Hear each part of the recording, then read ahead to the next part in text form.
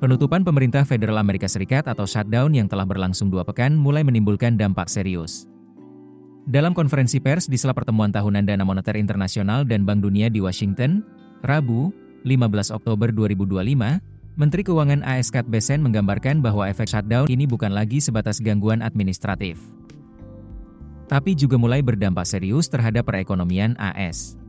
Menurut Bessent, shutdown telah merugikan perekonomian AS sekitar 15 miliar dolar AS atau setara 248,9 triliun rupiah per hari.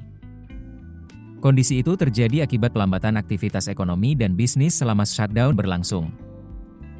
Bessent meminta Partai Demokrat bekerja sama dengan Partai Republik untuk segera mengakhiri kebuntuan politik yang menyebabkan penghentian sebagian operasi pemerintah federal. Bessent menilai, penutupan pemerintahan federal menjadi penghambat utama di tengah momentum investasi besar-besaran di AS. Investasi itu mencakup berbagai sektor, termasuk kecerdasan buatan, yang disebutnya masih berpotensi terus tumbuh. Namun, laju investasi itu tertahan, kendati Presiden Donald Trump terus memacu ledakan investasi lewat kebijakannya. Menurutnya, satu-satunya yang memperlambat pertumbuhan AS saat ini adalah shutdown. Sejatinya, menurut Bessent, ekonomi AS sedang dalam kondisi yang sangat bagus. Kombinasi insentif pajak Partai Republik dan kebijakan tarif impor pemerintahan Trump akan menjaga arus investasi tetap kuat dan menopang pertumbuhan jangka panjang.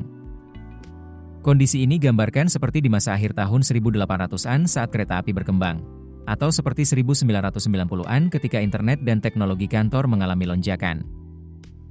Bessent juga menyoroti perkembangan positif pada posisi fiskal Amerika Serikat. Ia menyebut defisit tahun fiskal 2025, yang berakhir pada 30 September, menurun dibandingkan defisit 1,833 triliun dolar AS atau sekitar 30.437 triliun rupiah pada tahun sebelumnya. Meski belum mengumumkan angka resmi, ia memperkirakan rasio defisit terhadap produk domestik bruto dapat turun ke kisaran 3% dalam beberapa tahun ke depan.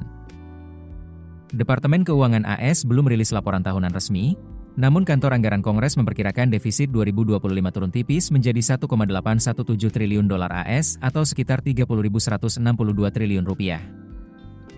Penurunan defisit salah satunya dipicu tambahan pendapatan sebesar 118 miliar US dollar atau sekitar 1.958 triliun rupiah dari penerimaan bea masuk tarif Trump. Keputusan bisnis terbaik datang dari data, bukan tebakan. Mudah berlangganan Business Insight dengan subscribe with Google.